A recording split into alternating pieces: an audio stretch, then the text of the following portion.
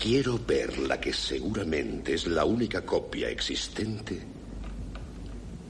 del segundo libro de poética de Aristóteles. Ah, Guillermo, qué magnífico bibliotecario hubierais sido. Tened. Aquí está vuestro merecido premio. Leedlo.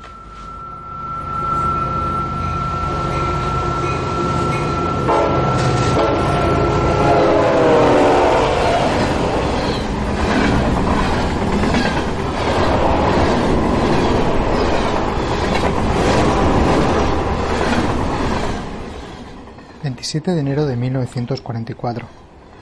un tren sale de la estación de Compiègne, ciudad del norte de Francia, situada a menos de 100 kilómetros de París. El tren está compuesto por 60 vagones, y en cada uno de ellos hay, escrita con yeso, una cifra: 150, 180, 200. Estas indican el número de personas que son transportadas en cada vagón. Dentro de uno en particular, uno marcado con el número 120 en su exterior, todo es penumbra, respiraciones jadeantes y empujones. Entre la masa de cuerpos que se sostienen en vilo, se encuentra un joven de 20 años, español, activista político y miembro de la resistencia francesa. Junto a él, hacinados como animales, un centenar más de cuerpos. El tren se dirige hacia el este, en dirección al río Mosela. Luego, una vez alcanzado territorio alemán, se dirigirá al norte, adentrándose en el corazón de la Alemania nazi. Pero eso la masa hacinada que conforman esas 120 personas no lo sabe, aunque lo intuye. Solo saben que el tren no se detiene, que no hay comida ni bebida, y que nadie les dice nada. Saben eso y una cosa más, que por muy amontonados que se encuentren, que por mucha hambre y sed que tengan, nadie quiere llegar a destino. 700 kilómetros separan Compiègne de la ciudad alemana de Weimar. 2 días tardará el tren en cubrir ese trayecto. 2 días de sufrimiento, frío y oscuridad. Pero Weimar no es el destino final de tan largo viaje. Pues al norte de la ciudad, que fue cuna de Goethe y donde en 1919 se firmó la Constitución que dio origen a la tormentosa República de Weimar, se alza el monte Etesberg. A sus pies se encuentra la última parada para todos aquellos que son acarreados dentro de ese tren. Y también, como no, para ese joven de 20 años, español, activista político y miembro de la resistencia francesa. El destino no es otro que el campo de concentración de Buchenwald. Seáis bienvenidos al segundo episodio de Leed Malditos. Comenzamos.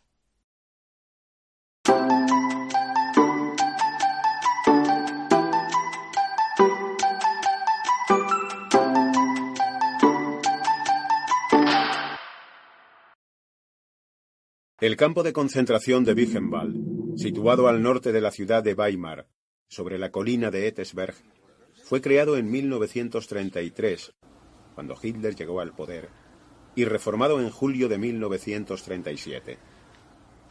En un principio, al igual que Dachau, estuvo destinado a prisioneros políticos y los apodados antisociales, considerados opositores al régimen nazi. La zona de Buchenwald y sus 130 campos anexos llegaron a albergar a 250.000 reclusos, que se encontraban clasificados por medio de tatuajes en sus cuerpos. Tanto hombres como mujeres fueron explotados en trabajos forzados para el ejército alemán. Muchos de ellos murieron de inanición y cansancio, hacinados en barracones donde se transmitían enfermedades de todo tipo.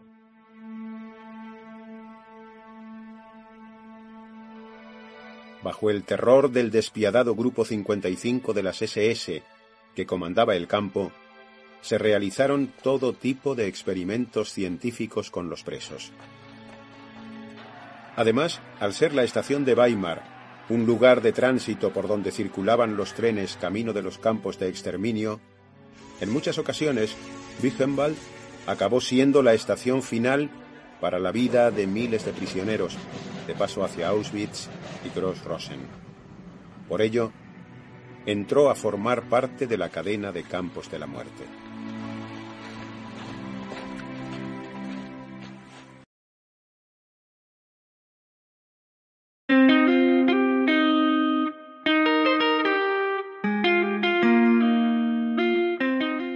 A la llegada del campo de concentración, el mando de Buchenwald y su perfecta máquina burocrática identifican a cada uno de los miembros de la masa. Al joven español se le asigna el número de preso 44.904 y se le obliga a llevar siempre visible un triángulo invertido de color rojo con la letra S inscrita en él. Y es que, en todo un alarde de capacidad organizativa, la administración de los campos ha establecido un sistema de códigos para identificar y clasificar a los presos. En este caso, el 44.904 identifica su fecha de entrada en el campo, la S pertenece a español y el triángulo rojo invertido a preso político. Pero además obtienen más información. El preso es estudiante de filosofía residente en París, antiguo miembro de la red de resistencia Jean-Marie Action, y su nombre es Jorge Semprún Maura.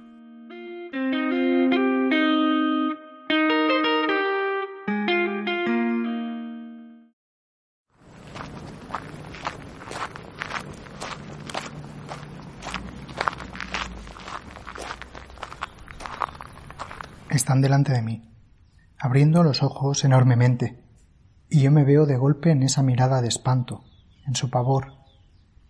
Desde hacía 2 años yo vivía sin rostro. No hay espejos en Buchenwald. Veo mi cuerpo, su delgadez creciente, una vez por semana en las duchas. Ningún rostro sobre ese cuerpo irrisorio. Con la mano, a veces, reseguía el perfil de las cejas, los pómulos prominentes, las mejillas hundidas. Podría haber conseguido un espejo, sin duda. Se encontraba de todo en el mercado negro del campo a cambio de pan, de tabaco, de margarina, pero no me preocupaban esos detalles. Contemplaba mi cuerpo, cada vez más borroso bajo la ducha semanal, enflaquecido pero vivo. La sangre todavía circulaba, no había nada que temer. Sería suficiente. Ese cuerpo menguado pero disponible, apto para una supervivencia soñada, aunque poco probable. La mejor prueba de ello, por lo demás, aquí estoy. Me observan, la mirada descompuesta, llena de espanto.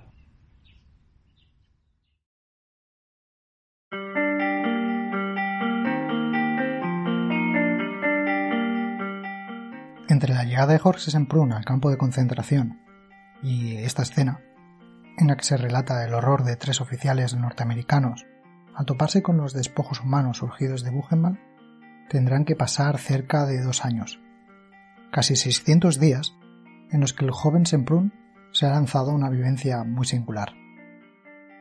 En el Tractatus Logico-Philosophicus, el filósofo austríaco Wittgenstein escribe que la muerte no es ningún acontecimiento de la vida. La muerte no se vive. Sorprende que estas palabras se escribieran precisamente en las trincheras de la Primera Guerra Mundial. Pero lo cierto es que la rotundidad de la afirmación de Wittgenstein permite vislumbrar la abismal diferencia que hubo entre ambos conflictos, ya que lo que para los primeros era un estallido, un accidente, un instante, para los otros, esto es, para millones de víctimas de los campos, se vivía como la lenta desintegración de sus cuerpos.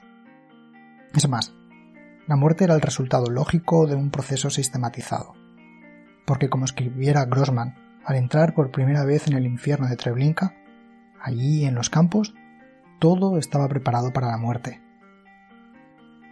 La experiencia de los campos constituye, pues, y este es un argumento presente en toda la obra de Semprún, la negación explícita de la afirmación de Wittgenstein, es decir, que la experiencia de la muerte es posible, es más, que se puede tener una vivencia de la propia muerte, porque, y cito al propio Semprún, nosotros no éramos otra cosa más que eso, nada más, nada menos tampoco, que esa muerte que crecía.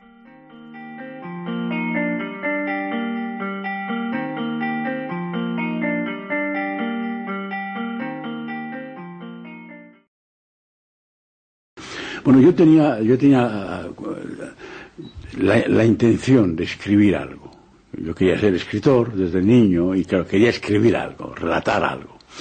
Y Otros, en efecto, tiene usted razón, que la experiencia es muy singular, cada experiencia es singular y es diferente de las demás. Primo Levi y Robert Antelme, por ejemplo, dos de los grandes escritores de la deportación, han dicho los dos con frases diferentes, pero con la misma fuerza, que la escritura les devolvió a la vida después de la experiencia de los campos.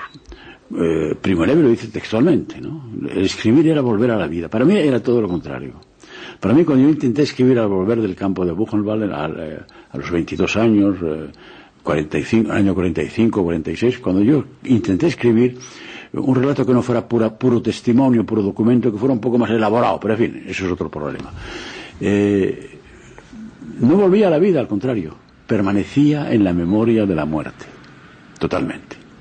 Porque claro, para recordar todo aquello tenía que revivir todo aquello.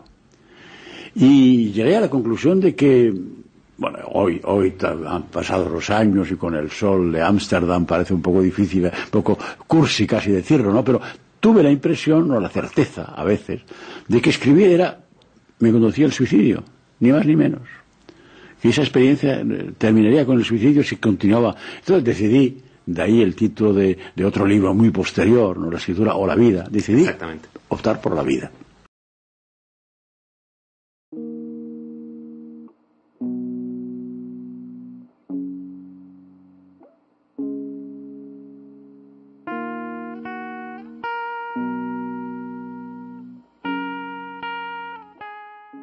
Pero volvamos a la escena de la liberación del campo de Buchenwald. Allí los 3 oficiales norteamericanos descubren el horror. Y como decía anteriormente, desde el ingreso de Semprún en el campo hasta su liberación pasaron cerca de 2 años. Pues que desde su liberación hasta la escritura de esta escena pasarán ni más ni menos que 39 años. Personalmente me sorprende mucho que alguien que declara que siempre quiso ser escritor tarde casi 40 años en afrontar un hecho tan vital, tan trascendente. Y eso hace surgir en mí varias preguntas. ¿A qué se debe? ¿Qué hizo mientras tanto? Bueno, como hemos oído en el fragmento anterior, extraído de una entrevista que está disponible en YouTube y en la que compartiré el enlace en la descripción del capítulo, Semprún optó por la vida. Y esto para él significaba dedicarse de lleno a la vida política, a la actividad política más bien. Pues desde su salida del campo de concentración hasta la publicación de La escritura o la vida en 1994, Semprún trabajó para la UNESCO, ingresó en el Partido Comunista Español, en el que llegaría a formar parte de su comité central y ejecutivo. También volvió a España durante la dictadura franquista para llevar a cabo actividades clandestinas, bajo múltiples sobrenombres. El más conocido de ellos es el de Federico Sánchez, al que posteriormente llegó a dedicar un par de libros. En 1964 fue expulsado del partido, por divergencias con la línea oficial del mismo, y posteriormente entre el 89 y el 91 fue ministro de Cultura en el gobierno de Felipe González. Si todo esto os parece poco, compaginó toda esta actividad política con una carrera de guionista dentro de la industria del cine francés. Pero no es a esos años de actividad política a los que dedica la escritura o la vida. Tampoco relata con demasiado detalle su experiencia en el campo de concentración. El libro está dedicado a buscar una explicación, un motivo, un porqué, al silencio que imperó en su vida desde la liberación hasta la publicación de su primer libro, El largo viaje, en 1963.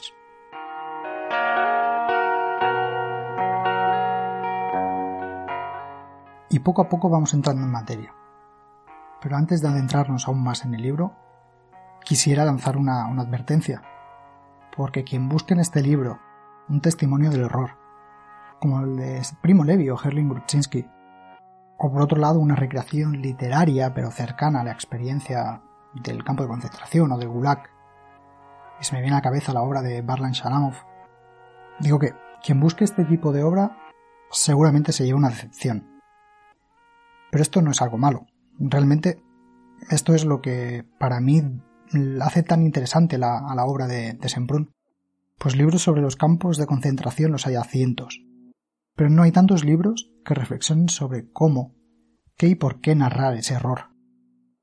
Y en La escritura o la vida, Semprún nos brinda, preguntándose a sí mismo, por su incapacidad de escribir, una reflexión al respecto, una reflexión que, sin duda, inicialmente puede parecer contradictoria, o al menos a mí inicialmente me pareció contradictoria, pero que en el fondo, reflexionando sobre ello, parece una gran lección. Y cito unas palabras de la página 178 de la Escritura a la vida. En ellas, Semprún escribe: la literatura solo es posible tras una primera ascesis, y como resultado de este ejercicio mediante el cual el individuo transforma y asimila sus recuerdos dolorosos.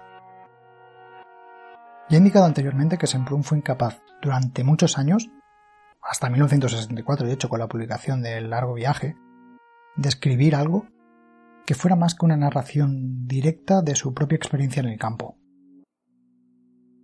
Él advirtió entonces que para que pudiera haber escritura, entendida como un acto de creación, arte en sí mismo, primero debe haber mediado una suerte de olvido, mejor dicho, distanciamiento de esa experiencia vivida directamente.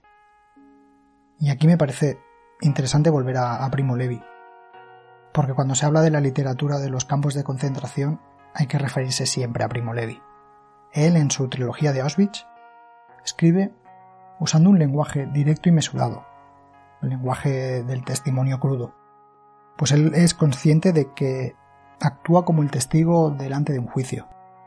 Su narración es puro testimonio, pero en esa misma mesura de lenguaje que captamos, que leemos, resuena el miedo a no ser creído por aquellos que no han vivido lo que él ha vivido. El miedo de que el lenguaje no sea capaz de transmitir la profundidad de esa vivencia, el horror de esa vivencia. En Semprún, no lo niego, existe ese mismo miedo. De hecho, él lo afirma en la obra. Pero al final se impone en él la convicción de que el lenguaje puede con todo, que lo inefable no es más que una señal de pereza. Y es por ello que la escritura a la vida recrea una realidad, y no da solamente el testimonio de ella.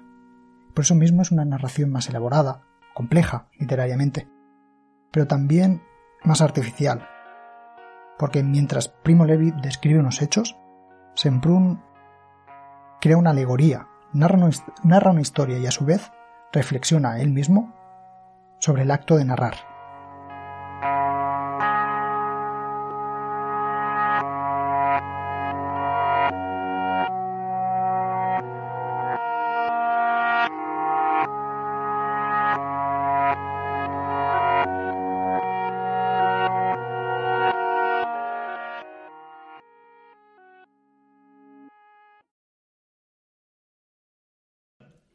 Ahora mismo ya que hay 70 años, ¿no?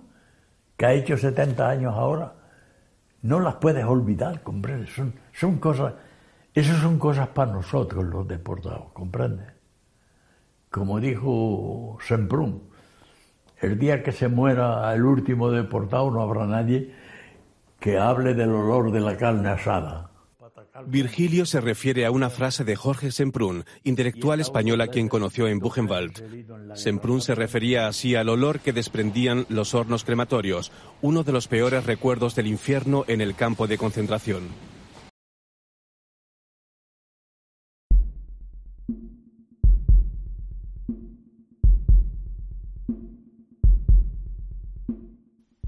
Y llegará el día en que ya nadie tendría en su alma y en su cerebro indeleble el olor a carne quemada de los hornos crematorios. Este es el fragmento de la Escritura a la vida citado en el audio anterior por Virgilio. Y es obvio que ese día, el día en que ya no nos quede una memoria directa de Buchenwald o de cualquier otro campo de concentración, llegará, si no es que ya ha llegado. Entonces, ¿qué nos quedará? ¿Nos tendremos que conformar con lo ya dicho, con lo ya escrito? ¿O es que las nuevas generaciones no tienen derecho a construir nuevos relatos? Y de poder construirlos, al no ser estos un testimonio directo, ¿serán menos verdaderos? Y me viene a la cabeza el ejemplo de la película 1917 de Sam Mendes. Esta es una película ambientada en la Primera Guerra Mundial. Obviamente Sam Mendes no fue parte de la Primera Guerra Mundial. Pero ni así, su obra consigue transmitir la verdad del horror de la Guerra de las Trincheras al mismo nivel que, por ejemplo, Sin novedad al frente, de Erich Maria Remarque, el novelista alemán que sí estuvo en la trinchera. Otro ejemplo, el Guernica de Picasso. Cuando uno se postra frente al Guernica, es capaz de sentir todo el horror del bombardeo. Y diría que se siente mucho más hondo ese horror que cuando uno contempla las fotografías tomadas de Guernica el día después del bombardeo. Y de estos ejemplos, y de la lectura de la escritura o la vida, extraigo lo que para mí es la lección fundamental del libro. Y este es que la literatura y el arte es la verdad restablecida, y que únicamente desde allí, desde el arte, se puede transmitir la verdad del testimonio. Porque para que nosotros, los que no hemos vivido el horror, podamos comprender, solo nos quedará aquello que nos permite imaginar lo que no pudimos ver.